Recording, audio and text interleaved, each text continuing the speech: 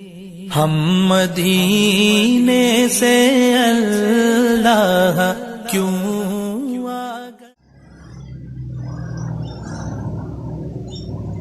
بسم اللہ الرحمن الرحیم اللہم صلی علی سیدنا و مولانا محمد وعلی آلہ وصحبہ وبارک وسلم وصلی علیہ۔ محترم ناظرین، تمام سننے والے دیکھنے والے بہن بھائیوں کو السلام علیکم ورحمۃ اللہ وبرکاتہ۔ عزیزان محترم،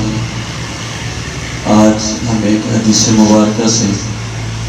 حضور اکرم صلی اللہ علیہ وسلم کی اپنی امت پر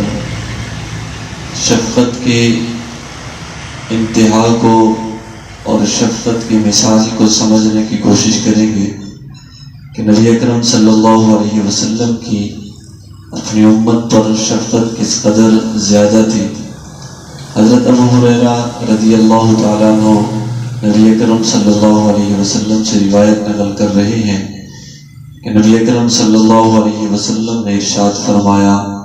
انما مثلی و مثل امتی، کہ میری مثال اور میری امت کی مثال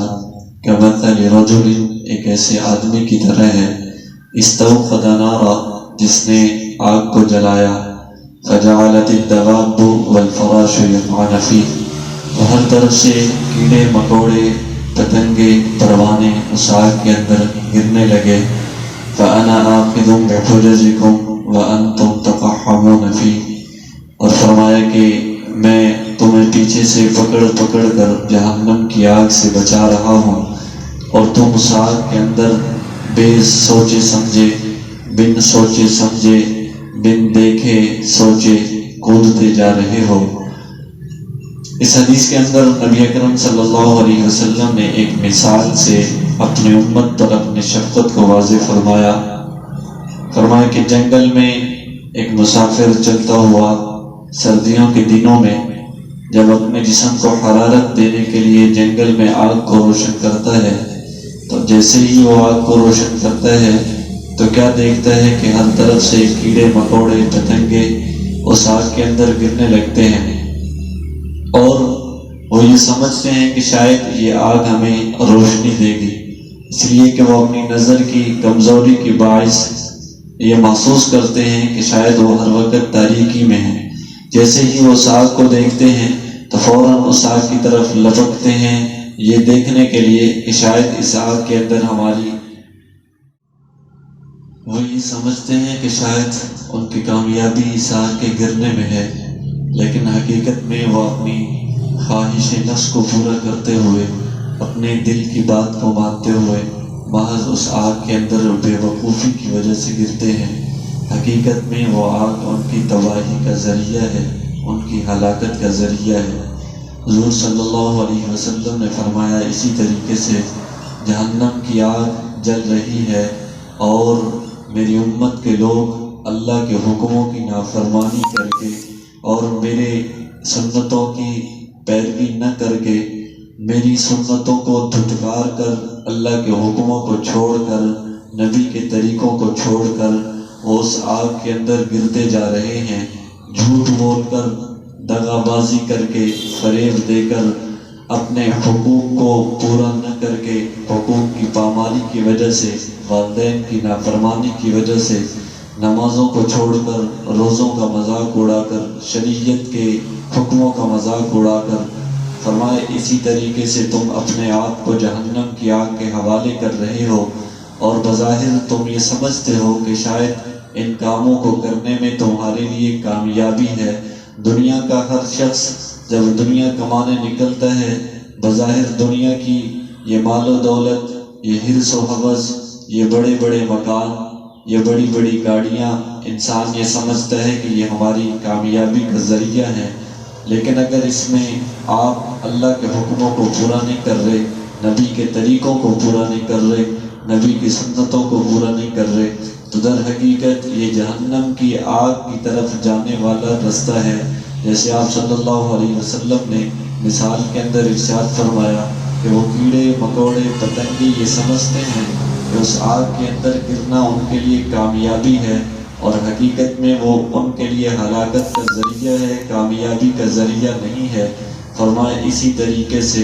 یہ لوگ شیطان کی باتوں میں آ کر، شیطان کے دھوکے میں آ کر یہ سمجھتے ہیں کہ شاید ان کاموں میں ہماری کامیابی ہے، در حقیقت ان کاموں میں کامیابی نہیں بلکہ جہنم کی آگ ہے۔ اور میں محمد صلی اللہ علیہ وسلم فَأَنَا آخِذٌ بِحُجَزِكُمْ، میں تمہیں پیچھے سے پکڑ پکڑ کر اس آگ سے بچا رہا ہوں، اور میں کوشش کر رہا ہوں کہ میری امت کا ہر فرد اس آگ سے بچ جائے۔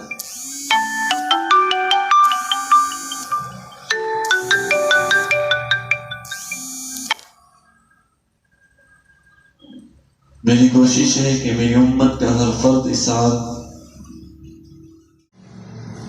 فرمایا میں محمد صلی اللہ علیہ وسلم اپنی امت کے لیے اس قدر شفقت کا اظہار کر رہا ہوں کہ میں ہر وقت اپنی امت کو جہنم سے بچا کر جنت کی طرف لے جانے کی کوشش کر رہا ہوں، اور اپنے اللہ سے دعائیں کرتا ہوں، یا اللہ میری امت کو جہنم کے حوالے نہ کرنا، یا اللہ میری امت کے ایک فرد کو بھی جہنم کے حوالے نہ کرنا۔ اسی کے لیے آپ صلی اللہ علیہ وسلم نے حدیث مبارکہ میں ارشاد فرمایا، شفاعتی لأہل الکبائر من امتی، قیامت والے دن روز محشر کو جب سارے لوگ ایک دوسرے کی طرف آنکھیں اٹھا کر دیکھیں گے کہ شاید کوئی ہمارے لیے سفارش کر دے، تو فرمایا اس وقت میں محمد صلی اللہ علیہ وسلم اپنی امت کے لیے سفارش کروں گا، اور سفارشی بن کر اللہ کے دربار میں پیش ہوگا کہ یا اللہ میری امت پر رحم فرما۔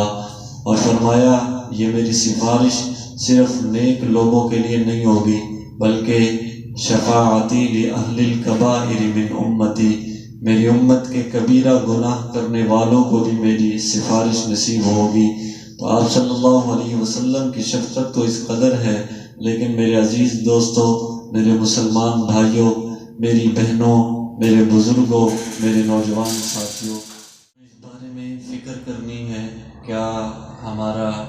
پیارا حبیب صلی اللہ علیہ وسلم، کیا ہمارا عظیم پیغمبر جن باتوں سے ہمیں منع کر رہا ہے، جن باتوں سے ہمیں روک رہے ہیں، اور جن کاموں کا ہمیں کرنے کا حکم دے رہے ہیں، کیا امت ان کاموں کو کر کے جنت کی طرف جا رہی ہے، یا ان کاموں سے اپنے آپ کو پیچھے کر کے، اور جن کاموں سے آپ نے منع کیا ان کاموں کو کر کے جہنم کی طرف تو نہیں جا رہے؟ لہذا میرے عزیز مسلمان بھائیوں، بہنوں، دوستوں اور بزرگوں، ہمیں اس بارے میں خوب فکر کرنے کی ضرورت ہے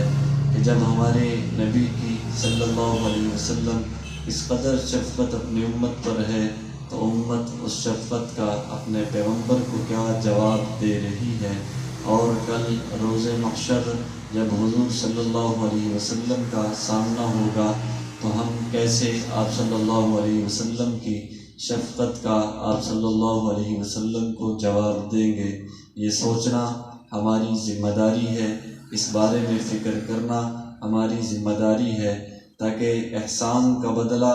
احسان کی شکل میں دیا جا سکے۔ اور شریف انسان کی یہ نشانی ہوتی ہے کہ جب اس پر احسان کیا جائے، اس کے ساتھ بھلائی کی جائے، تو وہ بدلے میں زیادہ نہیں تو کم از کم اتنی بھلائی ضرور کرتا ہے۔ تو سب سے زیادہ احسان اللہ رب العزت کی ذات کے بعد ہم پر حضور صلی اللہ علیہ وسلم کے ہیں۔ اگر ہماری شرافت ہمیں یہ کہتی ہے تو ہمیں شریف ہونے کی نشانی کے طور پر حضور صلی اللہ علیہ وسلم کے احسانات کا بدلہ ہمیں اپنی اطاعت کے ساتھ چکانے کی کوشش کرنا ہے۔ اللہ تعالی ہمیں سمجھنے کی اور اس کے مطابق عمل کرنے کی توفیق عطا فرمائے۔ اللہ تعالی ہم سب کا حامی و ناصر ہو۔ والسلام۔ سے اللہ کیوں آ گئے قلب